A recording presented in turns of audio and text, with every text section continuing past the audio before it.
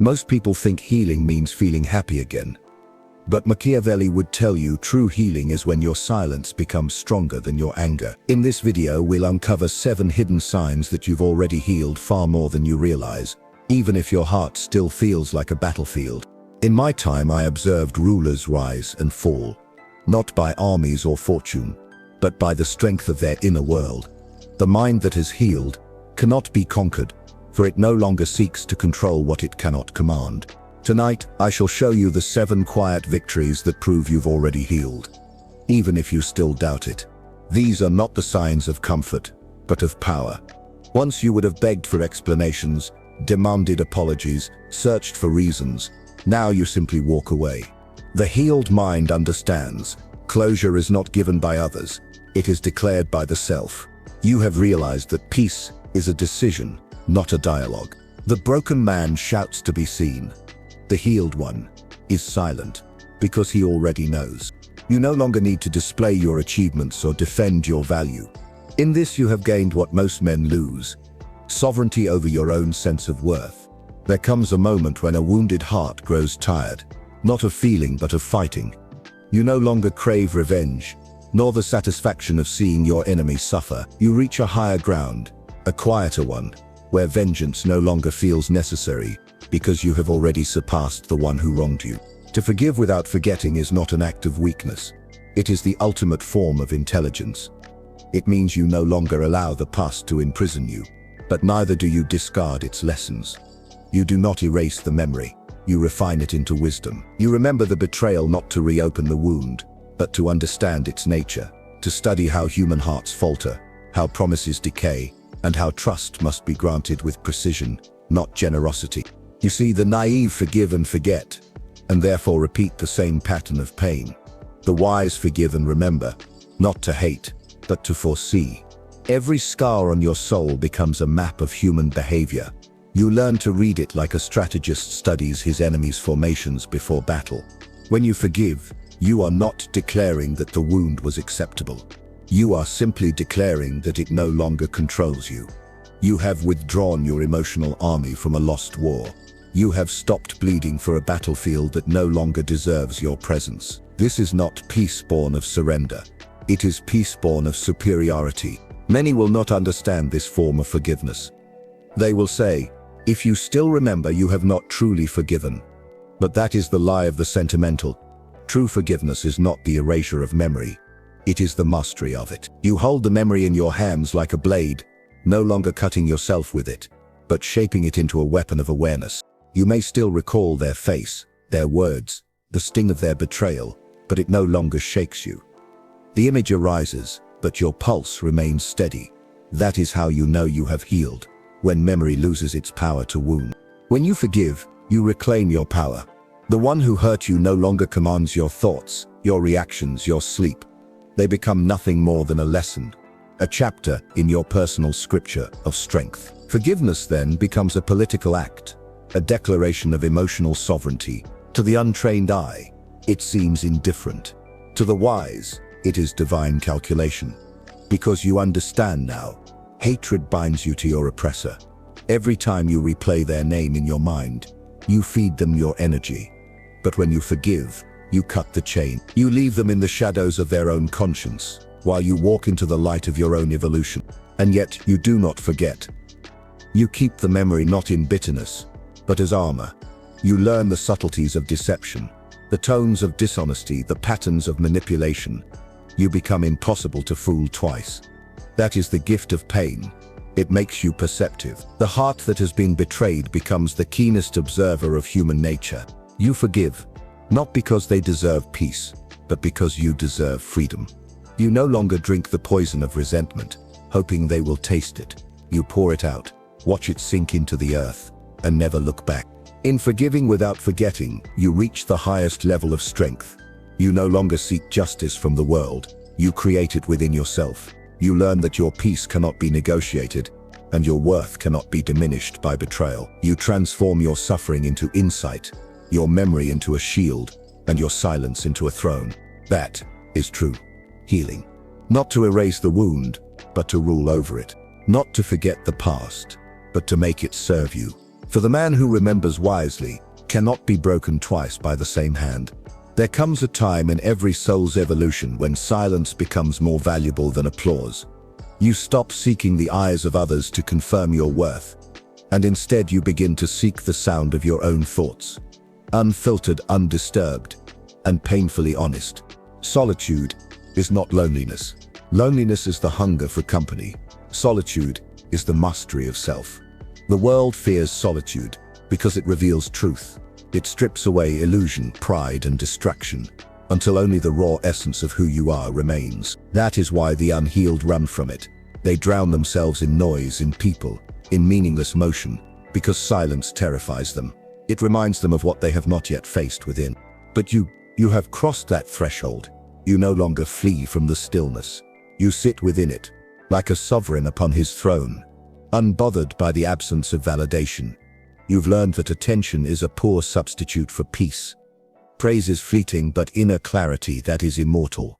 In solitude, the mind becomes a council chamber.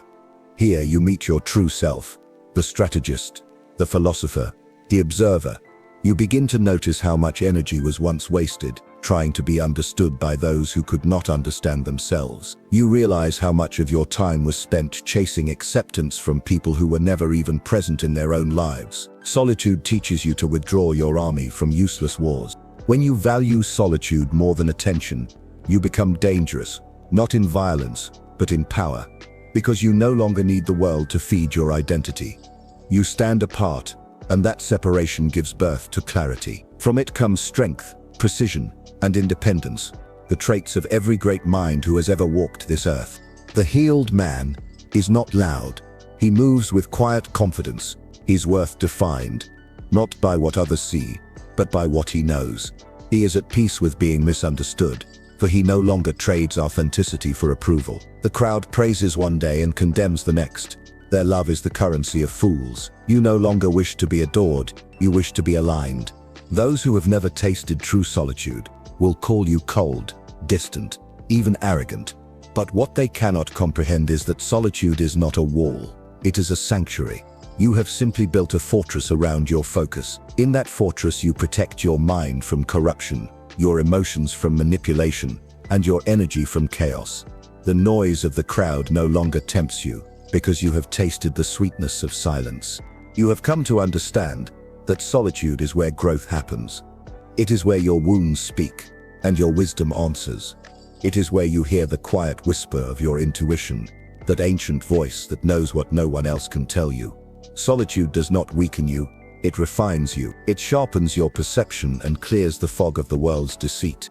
In the court of solitude, you meet truth, and truth does not flatter. It humbles you, breaks you, rebuilds you. But when you emerge, you carry an aura that cannot be faked. You walk through the world, unattached, unbothered, untamed. Attention no longer excites you, because you know that most attention is hollow, a reflection of others' emptiness, not a recognition of your worth. And so you choose solitude, not out of bitterness, but out of wisdom. Because you have learned that peace is not found in the crowd, but in the chambers of your own mind.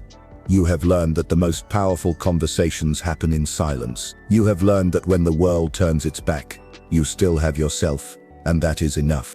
This is the mark of the healed. Not the one surrounded by admirers, but the one who walks alone, and yet lacks nothing. For he who has mastered solitude has mastered himself. And the one who has mastered himself can never again be enslaved by the world. There is no greater evidence of healing than the ability to remain calm when chaos tests your soul. The unhealed man is ruled by his emotions. He lashes out, defends, accuses, and bleeds power with every impulsive word. But the healed mind, it observes first. It does not rush to attack or justify. It waits, it studies, it understands. To respond rather than react is not merely restraint, it is mastery. Reaction is a reflex. Response is a decision. The difference between the two is the difference between a slave and a sovereign. The reactive man is a puppet of his emotions, pulled by the strings of anger, fear, and insecurity. The one who has healed cuts those strings and learns to move with deliberate intention. When you react, others control your state. They say something cruel, and you burn. They withdraw affection, and you crumble. They provoke, and you explode. But when you respond, you control yourself. You decide when to speak, when to act, when to walk away. The healed mind knows that not every insult deserves a duel. Not every storm deserves your attention. This restraint is not weakness. It is quiet power. The world misunderstands it, mistaking silence for surrender. But you know better. Silence is a strategy. You have learned that every reaction feeds the fire of those who seek to control you. Every time you defend yourself to those committed to misunderstanding you, you hand them your crown. And so you stop playing their game. In your silence, they feel confusion. In your calmness, they feel exposed. The healed man is a mirror. He reflects the madness of others back at them without absorbing it. He does not argue, he observes. He does not fight for validation. He stands in truth. His peace is his weapon, and his patience his armor. You begin to notice the shift within you. Where once you would have been consumed by emotion, now you breathe. You measure your words as a king, measures his decrees, carefully, intentionally. You understand that not every battle is worth fighting, and that most conflicts are traps for the impulsive. Reaction is the battlefield of the weak. Response is the art of the wise. This transformation does not come easily. It requires discipline, the training of the mind to pause before speaking, to think before deciding, to detach before judging. But each time you do, you reclaim a fragment of your power. You realize that emotional control is not the absence of feeling, but the mastery of it. The healed mind does not suppress emotion, it commands it. And so, you no longer fear provocation. You have learned that others' words cannot wound you unless you permit them to enter your spirit. You have learned to distinguish between the noise of others and the voice of reason within. You respond not to their tone, but to their intention. And if the intention is poisoned, you simply do not drink. In this state, you become untouchable. Your peace becomes a fortress. Those who once manipulated your emotions now find no handle to grip. They call you detached, emotionless, cold. But what they mistake for coldness is simply clarity, the understanding that not everything deserves a reaction, and not every fool deserves an audience. The healed man walks through conflict, as if through smoke, aware, but unshaken. He listens more, speaks less, and acts only when the action serves his purpose. His stillness is not emptiness, it is focus. His silence is not weakness, it is dominance. To respond, not react. This is the final art of power. It is the moment when emotion serves you, not rules you. It is when you can face insult without rage, deceit without despair, and betrayal without losing your center. That is the mind that no one can conquer. For the one who commands himself, commands the world. The unhealed man desires vengeance. The healed man desires evolution. One is trapped in the past. The other uses it as a weapon for his future. There was a time when betrayal burned through your veins like poison, when every act of deceit begged for retaliation, and every wound demanded repayment in blood or humiliation. But then something changed. You realized that revenge does not bring peace. It only ties you to the same darkness that hurt you. You began to see that those who betrayed you were merely teachers in disguise, revealing the flaws in your own perception, the cracks in your own walls. You learned that the pain they gave you was not a punishment, but an initiation, the brutal awakening that forced you to see who you truly are. From that point you stopped asking, why did they do this to me? And began asking, what did this teach me? That question marks the birth of true power. Because when you seek revenge, your energy remains chained to them. Every thought, every plan, every fantasy of retribution keeps you enslaved to their memory. But when you seek growth, you turn your back on the battlefield entirely. You leave them to wrestle with their own demons while you build something greater yourself. You no longer need to prove that you were right, or that they were wrong. The healed man no longer needs the satisfaction of seeing his enemies crumble. Their downfall is no longer your concern, for you understand that time itself is the most ruthless judge. Those who sow deceit eventually drown in their own lies. You need not lift a finger. To seek growth instead of revenge is not mercy, it is strategy. It is recognizing that your evolution is the greatest form of retaliation. When your life becomes evidence of your strength, when your calmness confuses those who tried to destroy you, When your silence echoes louder than their noise, that is victory beyond any act of vengeance. The man who seeks revenge burns his future to light his enemy's pain. The man who seeks growth builds an empire from the ashes. You no longer waste your energy on battles that end in emptiness. You invest it in building wisdom, discipline, and peace, the kind of wealth no thief can steal and no traitor can corrupt. You begin to realize that your scars are not signs of weakness, they are marks of transformation. Each wound you endured became a lesson carved into your character. You did not simply survive, you evolved. The pain taught you to read intentions, to sense energy, to see beyond words. You became wiser not despite the betrayal, but because of it. And now when the same world that once broke you returns to test you, you no longer react with rage. You observe with detachment. You understand that revenge is for those still enslaved by emotion. Growth is for those who have transcended it. You have outgrown the need to punish others. You are too focused on mastering yourself. There is a quiet satisfaction in this kind of power. Not the loud pleasure of vengeance, but the calm joy of freedom. You walk through life unbothered, while those who wronged you remain trapped in the consequences of their own actions. They may never know your peace, and that is punishment enough. You no longer wish them harm, only distance. You no longer dream of justice, only clarity. You no longer chase destruction, you chase understanding. And through that understanding, you rise. Because growth is the only revenge that lasts. It does not burn your enemies, it outlives them. And that is the victory of the healed. At last, we come to the highest mark of healing, the ability to look upon pain not with hatred, but with reverence. The unhealed mind curses pain, calls it cruelty, believes it an injustice. But the healed mind knows that pain is the first language of wisdom, the fire through which the soul is refined. It is the invisible mentor that debts every ruler, every thinker, every heart that wishes to transcend its limits.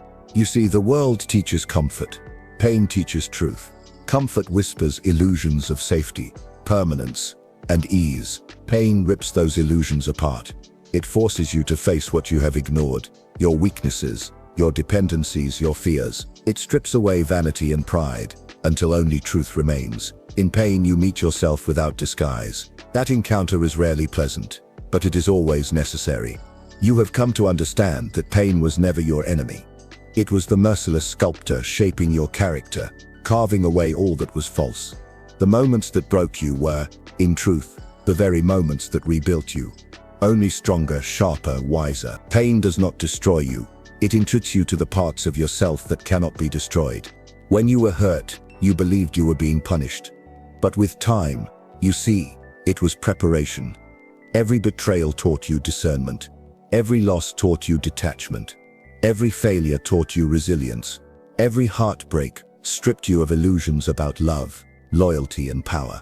Each wound was a tutor, and you, unwillingly at first, became its student. The unhealed resist this lesson. They drown their pain in noise, distraction, and denial. They seek to forget, rather than to understand. But you stayed. You sat with the discomfort. You let the fire burn until it revealed its meaning. That patience is what transforms suffering into wisdom. You learned to ask not, why me, but what is this trying to teach me? And in that moment, pain lost its power to control you. The healed man no longer runs from suffering. He studies it as a scholar studies war, strategically, without sentiment. He knows that every trial carries a hidden message from life itself, testing whether he is ready to ascend to the next level of understanding. And so he greets pain not with fear, but with curiosity. You have become such a person. You do not glorify pain, but you respect it. You no longer see it as punishment, but as passage, the toll required to cross into strength. You understand that peace is not found by avoiding suffering, but by walking through it without losing yourself. Pain has become your greatest teacher because it speaks in truths no comfort ever could.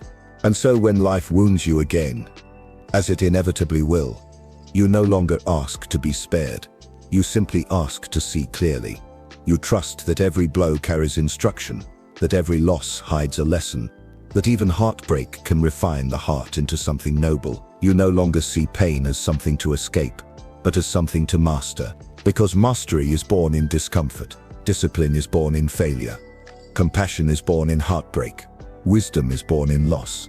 Every virtue you now possess, was born from something that once made you suffer. This is the paradox of life that few understand. Pain is not the enemy of peace, it is its architect. The healed mind does not curse the fire. It learns to walk through it and emerge illuminated. You no longer ask life to be easy. You ask only to be strong. You no longer resent your past. You bow to it, for it built you. And when you finally understand that every wound was a message, you realize pain was never your enemy. It was your greatest ally hiding beneath the mask of suffering, teaching you what no comfort ever could.